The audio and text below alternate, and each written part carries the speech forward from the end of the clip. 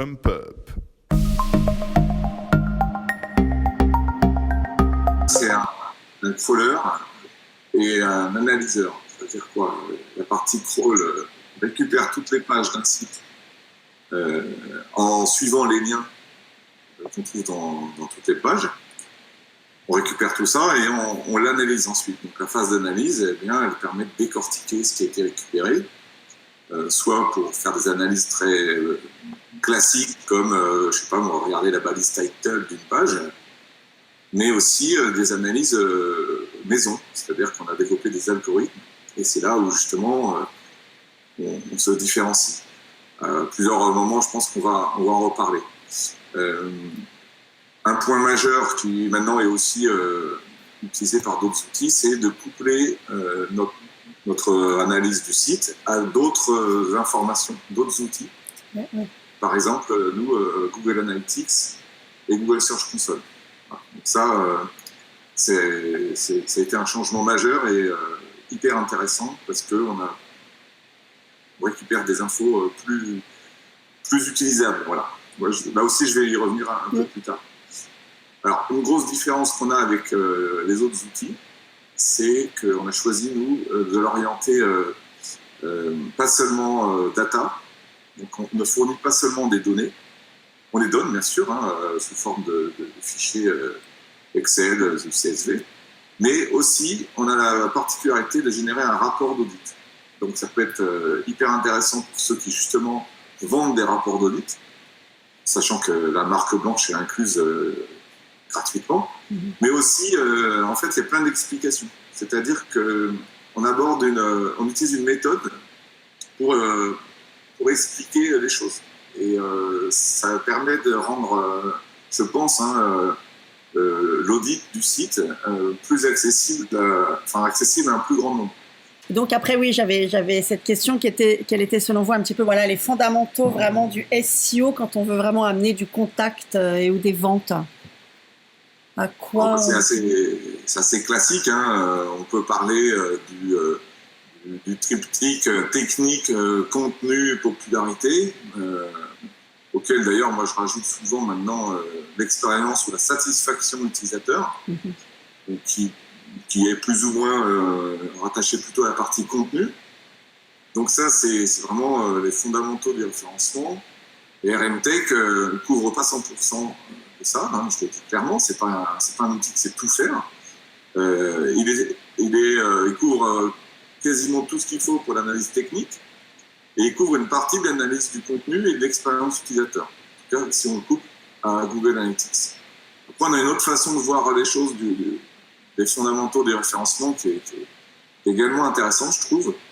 C'est l'approche que Google décrit dans ses consignes aux quality raters, c'est-à-dire ceux qui évaluent la qualité des résultats de recherche en interne ou sous-traités d'ailleurs chez Google. Et ils appellent ça EAT. Donc le E, c'est pour expertise. Ils nous conseillent de montrer qu'on est expert de notre sujet sur notre site. Le A, c'est pour authority, ça veut dire qu'on doit faire autorité. Ça rejoint un petit peu la notion de notoriété ou de popularité. Et trust, la confiance. Et en fait, on se rend compte que c'est une autre façon de voir les choses et un autre prisme pour étudier notre site qui nous correspond assez bien aussi dans RMTech. Alors vous avez parlé de Google parce qu'évidemment, l'idée, donc il faut répondre un peu aux algorithmes de Google, c'est-à-dire que on sait que comme ça, il y a un encadrement, il y a des règles. Et alors justement, en quoi votre outil répond, on va dire, aux exigences, aux algorithmes de Google? Alors, déjà, nous, on essaye de mimer le plus possible le fonctionnement de son robot, Googlebot. Je sais pas, par exemple, tout ce qui concerne le robot TXT, les balises no index, etc. On fait exactement comme Google. Nous, on a une expérience très longue chez Rankimetrics du référencement. Pour ma part, j'en fais depuis 2002. Et donc, on connaît bien ce qu'il aime et ce qu'il n'aime pas, en tout cas.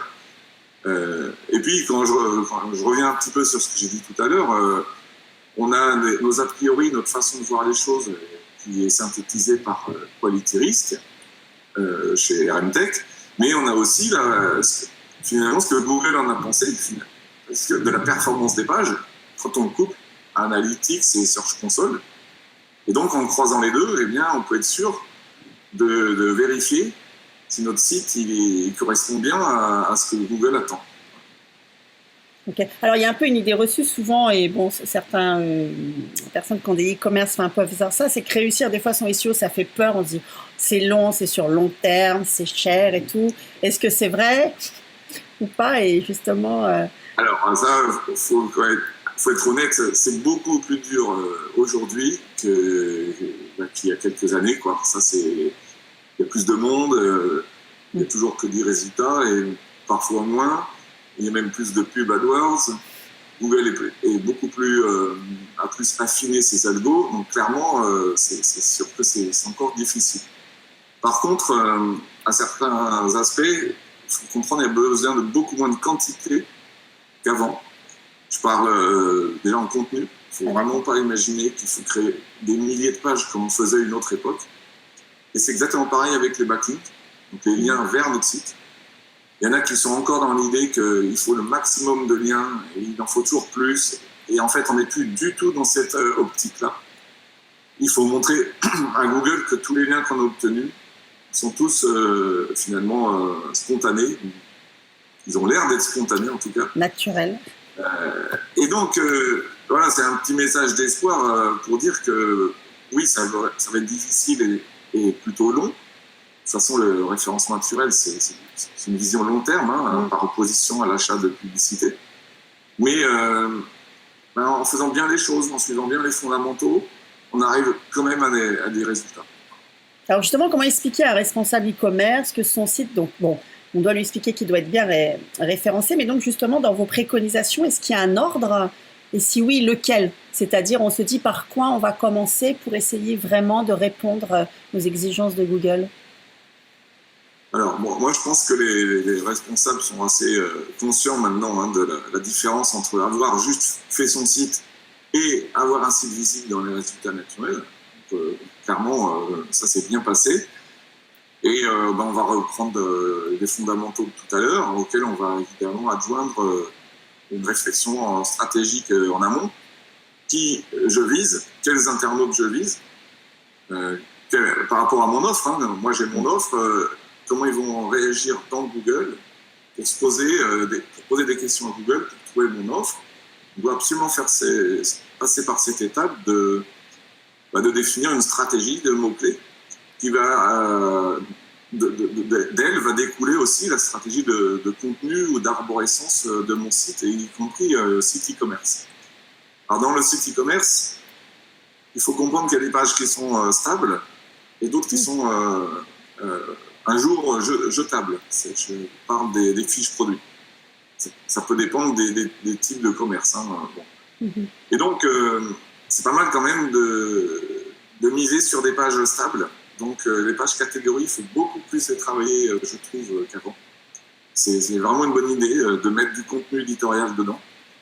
Bien sûr, c'est pas la vocation première, mais il en faut. Et puis, des pages de contenu, un blog, des conseils, des choses comme ça, qui vont jouer le rôle de peut-être se positionner sur certaines requêtes, et puis aussi obtenir des backlinks. Parce que obtenir des liens vers des fiches produits ou des catégories, c'est très difficile.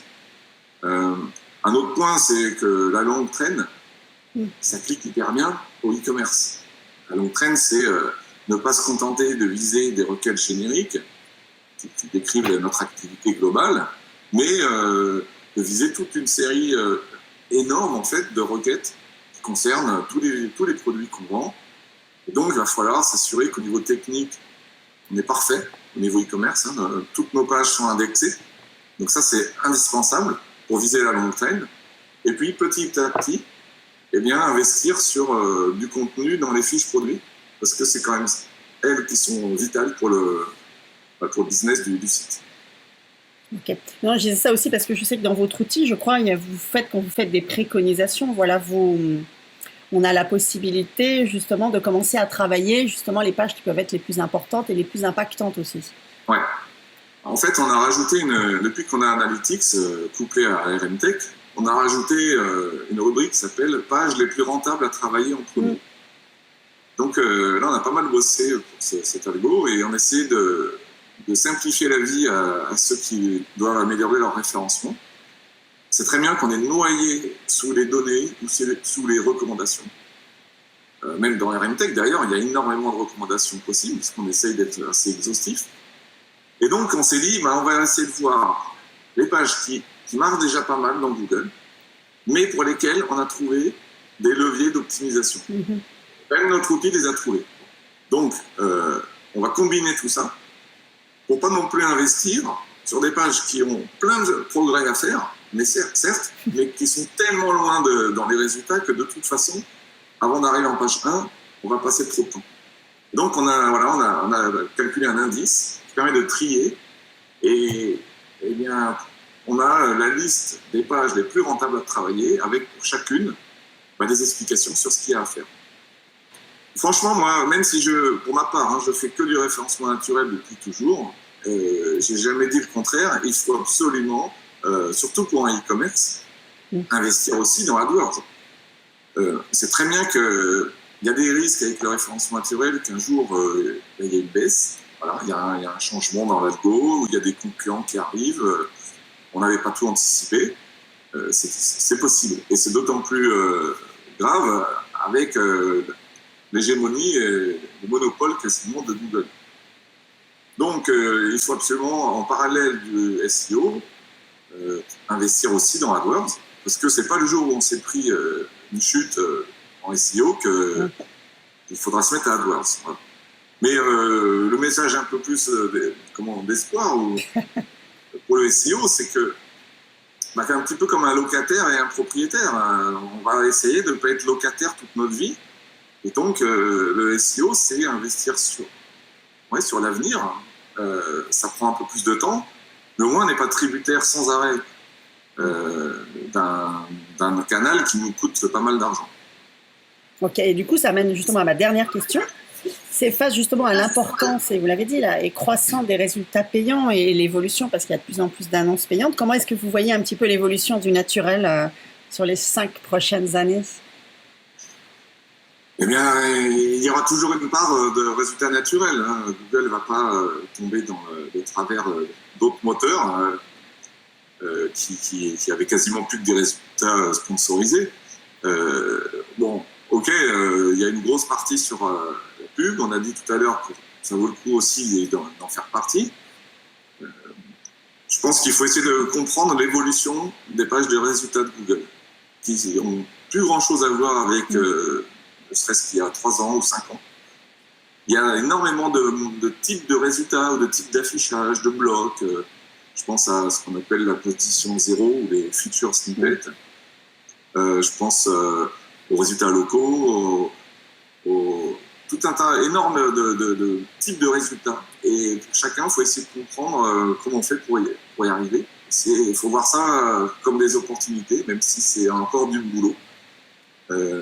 Il va falloir par exemple investir dans l'ajout de données structurées dans nos pages. Il va falloir comprendre si le format AMP est intéressant ou pas dans notre cas. Le contenu aussi peut-être, on parle de contenu très long, c'est-à-dire d'aller vers des contenus vraiment beaucoup plus longs qui répondent vraiment à des questions précises que peuvent se poser les internautes. Oui, je pense qu'il faut s'adapter aussi à la cible et au type de contenu qu'on a envie de mettre en avant. Parfois, ça passe par des articles longs, je sais pas moi, 2000 mots, qui vont essayer de s'imposer comme une référence et être en page 1 de Google sur de nombreuses requêtes. Et gagner des backlinks aussi, c'est plus facile avec des articles comme ça. Mais dans d'autres cas, ça peut être aussi adapté d'avoir des contenus hyper spécifiques, précis, qui répondent exactement à la demande d'internaute. Tant qu'on répond bien à la demande d'internaute et qu'il n'y a pas de tromperie et que s'il arrive sur la page, il trouve exactement ce qu'il cherchait, même si le contenu est court, eh bien, ça peut passer aussi. Donc, il faut savoir s'adapter à la cible, je pense. Eh bien, écoutez, voilà. Je ne sais pas si vous avez quelque chose à rajouter. Je pense qu'on a couvert pas mal de... on a vu plein de choses. C'était hyper intéressant. Écoutez, merci pour votre temps. Ouais, ok. Eh bien, cool. merci de mettre en avant RMTech et très content qu'il soit utilisé par, par votre agence. Voilà. Parfait. Bah écoutez, en tout cas, merci. Et puis bah bonne journée. Et on Ok, se tient au merci. courant. Au revoir. Merci beaucoup. Au revoir. Pump Up.